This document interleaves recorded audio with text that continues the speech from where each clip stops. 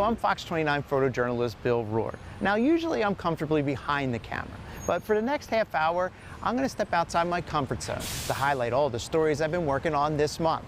First up, a Camden County woman has become one of the top basketball refs in the country, despite all the twists and turns life has thrown at her along the way. This is where Ashley Steinberg spent most of her summer, inside a Haddon Heights basketball gym. All right, guys, good luck. As a referee for the varsity boys and girls summer league program. It's hard. It's tough. Sometimes it gets insane, but I think it's fun. Yep. Underneath, red. As a ref, you have to be in position and make the correct call. Red 13, block. But that's not a problem. Ashley knows the game well. I played in elementary school, and then I tried out for high school. But unfortunately, my junior year, I tore my ACL, and then that was it. That was it. Yep. Her playing career was over. Get him, hands up! Ashley tried coaching, but ultimately, Green, 4. she wanted to follow in her father's footsteps. You got to be focused on the game. Her dad, Sidney Steinberg, was a ref for 15 years. Every parent thinks their kids are Michael Jordan, and every coach thinks he's Bobby Knight. The twists and turns of a basketball game can sometimes prepare you for what life throws at you along the way. Fox 29 first met Ashley back in 2016. She felt like my stomach was just hard, so that's when she sent me for an ultrasound. It turns out Ashley had a mass the size of a melon on her right ovary and borderline tumors on her left. I was freaking out a little bit, yeah. Fortunately, Ashley caught the cancer early. However, she needed surgery to remove both ovaries. It was contained. If it wasn't contained, I don't know what the end result would be, but I was very lucky. Support from family and friends helped her through a difficult time. No, she's tough. That's why I knew after what she went through with her health situation, I know refereeing would be a breeze for her. Let's go, Green. Ashley is cancer-free and back on the court with a partner she knows very well, her dad. 2 shots, free. I think after my health situation, when I had cancer, I wanted to do something to get involved, and something to do with my dad, something for us to do together. You'll get a game ball and I'll toss. But before they could ref high school games together, her dad stopped his referee career to help Ashley move up the basketball ranks, teaching her everything he knows. My first year, he would come to every game, and we would talk after the game. Yeah, because he did a spin around and he held it. Eventually, she worked her way up. Her dad came out of retirement, and together, the two ref a few games a week. It's a good feeling, you know, when you go into a gym and the coaches are happy to see you, or some fans like, yes, we have you tonight. We know it's going to be a good call. Ashley has become one of the top high school refs in Camden County. She also continues to raise money and volunteer for the National Ovarian Cancer Coalition. I'm stronger than what I thought, and just helping people just means a lot. If I can help save someone's life, then that's my purpose. Ashley has been cancer-free for the last 9 years and is working towards becoming a ref at the college level. Up next, it's hard to believe one of the largest collections of analog rock equipment is on display in her area. This equipment was used by Jimi Hendrix, The Who, and Emerson, Lake and Palmer. So let's take an inside look at Emmy App. If this building was a book, you wouldn't judge it by the outside cover. And everybody kept pulling up saying, well, where are we going? To this old warehouse, or what is this place? This place, on the inside, is 30,000 square feet of strangely shaped rooms, all attached to create a fortress of synthesizers, amps, and analog recording equipment. We're really not about the rock stars. We're more about the gear that the rock stars use. This is Emmy App, or the Electronic Music Education and Preservation Project. Gives me a thrill, is what it does. Vincent Popello Sr. is Emmy App's founder. You see, back in the 70s, Vincent was in a band. He was one of the first to have one of these, a Mini Moog keyboard, the world's first portable synthesizer. It was part of the band's unique sound. But disco came along and ruined everything. He couldn't even get a job. He couldn't even play weddings or anything. So he sold all his equipment and went into the food business. Until Vincent had the urge to buy back some of his old gear. The Mini Moog that I had bought that I paid only $800 for, all of a sudden they're selling for $1,500 and $2,000, and they just started climbing in value. Vincent bought more, and more. So much, it easily takes you a few hours to see what he has on display. It was unbelievable to think that this quantity of amazingly rare gems exist in a building in Harleysville, Pennsylvania, and nobody knew about it. Drew Raison is Emmy App's executive director. We have Jimi Hendrix's fuzz-face distortion pedal and the wah-wah pedal that he actually used on stage at Woodstock. He showed me almost everything. So every single piece here has a story. So we spent a lot of time digging back in time and talking to the people that created these instruments. And most of these folks really want to talk about it because nobody's ever asked them. This is Rick Wakeman's keyboard collection from the band Yes. We know which gear was used for which recordings and which tours. Emmy App puts a countless amount of time into research. Music is iconic. It'll take you back in time. Let's talk about where their heads were at the time that they were making the music. What instruments did they use? How did they do it? This is Emmy App's showstopper. Keith Emerson of Emerson, Lake and Palmer's giant Moog modular, set up just as Emerson would on stage. Vincent Papillo Jr. helps keep it running. Amplifiers are controlled by the envelopes, and once you get all these pieces put together, it's very, very simple. The rich sound echoes through every inch of the building.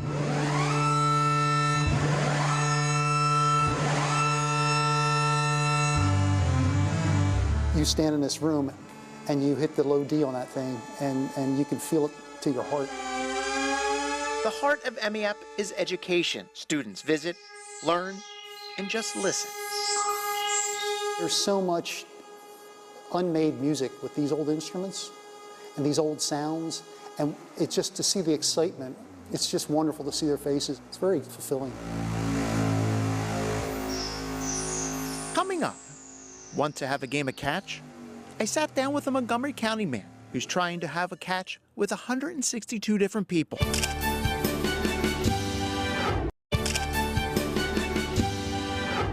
Welcome back. When was the last time we went outside, put on a baseball glove to have a game of catch? A Montgomery County man's love for the game of baseball has got him doing just that. There you go. It may look like a simple game of catch. Yep. But for Dan Reichel, it's a way to connect with people and enjoy the game he loves. Grew up in New York and have been a baseball fan since day one. Each week, Dan meets with family, friends, and complete strangers just to have a catch. And you were doing these in the winter? Yeah. First up was his daughter Addison back in February. A few weeks ago, Dan had a catch with Yogi Berra's grandkids. Then it was Monet Davis, who pitched on the Taney Dragons Little League World Series team. You see, Dan wants to have a catch with 162 different people, matching the amount of games played during a major league season. The cool thing is once I get out there, the time and the stress of our days and our lives just kind of melts and fades into the background. Toss the ball in the air. He then posts each game to Instagram. That's pretty good. Try to tell the story of why people love this game from a whole bunch of different angles. It's not just one type of person or one group of people, but really all kinds of people have stories that they can tell of why they enjoy baseball. You know what? It's 10 minutes, right? 10 minutes. The former advanced scout for the Philadelphia Phillies, Hank King, randomly approached us and invited Dan back to his place for a catch. I can't believe that somebody would have the time to do all that. I don't really. I mean, it's a time-consuming.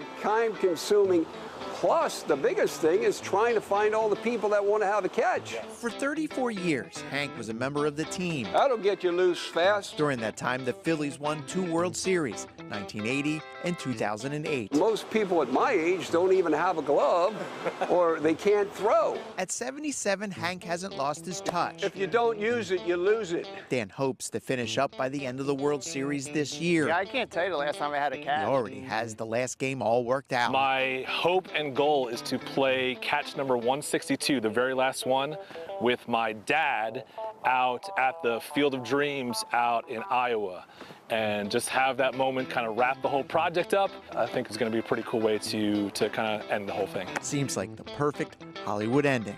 Dan is well on his way to catch 162 and a trip to Iowa with his dad. Jumping on to the next story. They say life is full of ups and downs. The trick is to enjoy the ups and have the courage on the way down.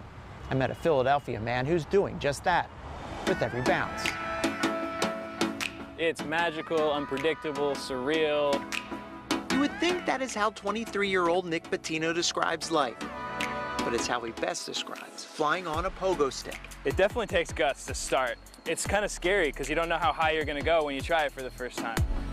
Nick's first time was 10 years ago. Since then, he has become one of the top competitors in the world at Pogo Palooza. You have to be 100% focused on your body, in your body. I always say that pogoing is like a cure for ADHD because it gives you somewhere to put your energy, and if you lose focus, well, you're gonna hit the ground. So. It's an adrenaline rush, leaping over 10 feet in the air. His biggest influence was his dad, seen here watching Nick on the pogo stick he got for Christmas. This kind of thing was always in my family, at least as far back as my dad. He put me on a skateboard really young, and that was always what we were into. Nick's father enjoyed the adrenaline lifestyle too, surfing, hang gliding, and riding motorcycles. But in the summer of 2010, his father Enrique was killed riding home from work on his bike. I connected with the idea of allowing my dad to live on through me in certain ways, and the pogo stick and the extreme adrenaline lifestyle was definitely one of the central ways that I not only moved through the grief, but also reconnected and lived on through the relationship that I had. He channeled his grief into pogoing. Pogo has a way of teaching you lessons about life because of its challenges, its literal ups and downs. It'll teach you how to persevere. Those life lessons has taken Nick all over the world. Performing at fairs, festivals, birthday parties, bar mitzvahs, you name it. They say you will never know what direction life will take you. Nick says put on a helmet and use fear to guide you. That fear is the gas pedal, not the brake. When you feel fear, that's where you need to hit the gas and go towards that and experience it and explore it. Coming up, a trip to the last picture store.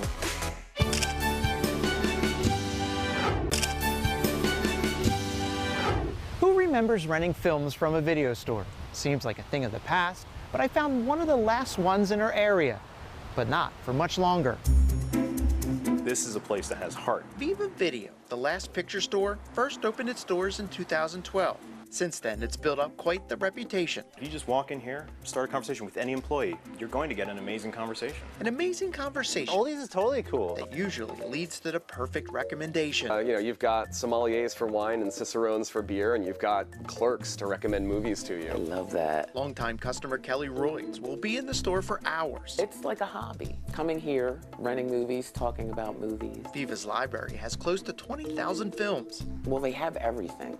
I mean, they have stuff that's so obscure, and for a movie nerd like me, that's the greatest thing ever.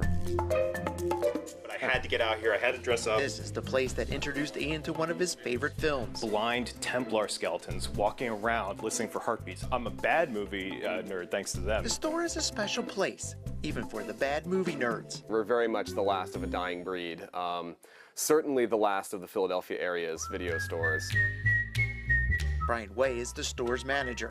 Every employee at this store was a customer at one point or another. And you end up spending like a weird amount of time just renting a movie as a customer, so much so that you're like a fixture and people start bumping into you or asking you questions as if you work here. I was an intern. Roxy is the youngest employee, born just 2 years after studios stopped printing films on VHS. So I came in here one day and I found heaven. She immediately got to work. I completely reorganized this entire section to make it like a classic Hollywood fan's dream. Behind all this is owner Miguel Gomez. One of my first dates with my wife was renting a Devo video collection at a video store. So like, I mean, I fell in love with, like movies made me fall in love. Miguel opened after the video store he was working at closed. Like it meant the only reason to do it was because of like the deep-seated love for it. But all this will soon end. Another business offered Miguel's landlord more money for the space. However, you need to process this. Too much for Viva to stay. I know that's the end of it for this area. That's really rough, and I just can't think about it. I'll think about that in a few months. Leaving film enthusiasts without a place to grow their love of films. It hurts, and it was certainly a blow, and it was certainly a shock. I guess maybe there's a little bit of a solace in knowing that it wasn't because we failed or did anything wrong. The way people watch movies here at Viva is definitely changing, but the family around it will remain forever. Like, I'm proud of what we did, and I want us to be really proud of what we do on the way out. Viva has officially closed, but they still have bi-monthly screenings in Delaware County. The next story shows you are never too young to follow your dreams. A Montgomery County barber is teaching his daughter the ropes, one cut at a time. 8-year-old Lily Giannoni is one of the youngest barbers in her area. Right there would be good. I want her to do whatever makes her happy, and so far right now that this is what makes her happy. Yeah, I'm just gonna stay right here. She comes into her dad's shop to work on her art. And I just think of it as the clipper being my pencil. It's definitely an art form. It takes skill, it takes talent, it takes patience, and it definitely takes an eye for it, which she has. I was just checking. I was like, Yep, that's perfect. Lily is focused on being the best and doesn't mind coming in bright and early. She has clients that come at 6 o'clock in the morning for her. They're like family friends, but they'll come at 6 in the morning before we open and let her cut their hair. like that. This all started last summer during the pandemic lockdown. I needed a haircut. I said, you know what, just buzz my head. And we were gonna just see how she did. And she actually did a good job. And I was like, well, this is pretty awesome. Missed that one little piece. Lily watches videos on YouTube, takes a few online classes, and her dad is teaching her the rest. I don't really even think of my age, I just cut the hair. Today, Lily is gearing up for a big competition, the Connecticut Barber Expo. She's gonna be on the biggest stage. It's like a rookie playing in the Super Bowl. You know, it's a big deal. And not to mention her age, but the fact that she's gonna be able to hang with these guys on stage is pretty impressive. I thought it was just like gonna be a little competition. Like, yeah, because I'm just a kid. But then my dad started talking about it and I realized how huge it's gonna be and all that. Lily says she's a little nervous, but that's not gonna stop her from giving it her very best. Up next, you'll meet the largest Michael Jackson fans in the world.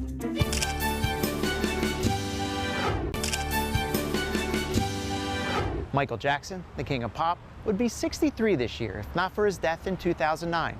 I recently met a Camden County couple who's keeping his legacy alive inside their home.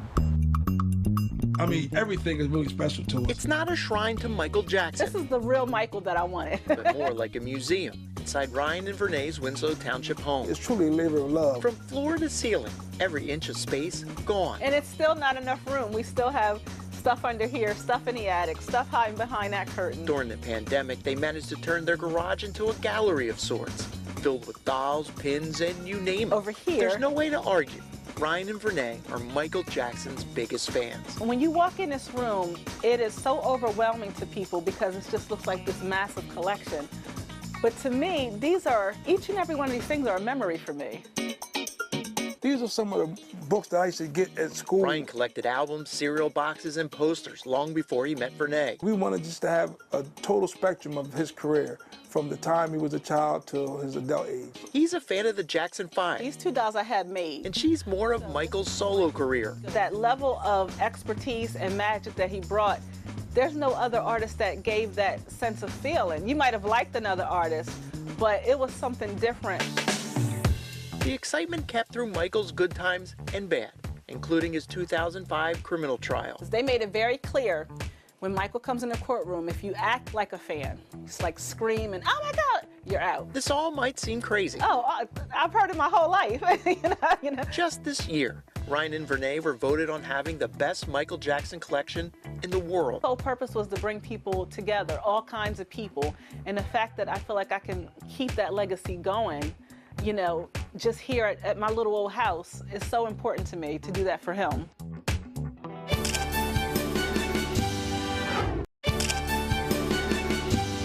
I hope you enjoyed everyone you met here on this special. Now, if you have someone interesting you would like me to profile in the next In Focus, reach out to me on my Bill Rohrer Fox 29 Facebook page. I'll be happy to hear from you. I'm Bill Rohrer, and thanks for watching.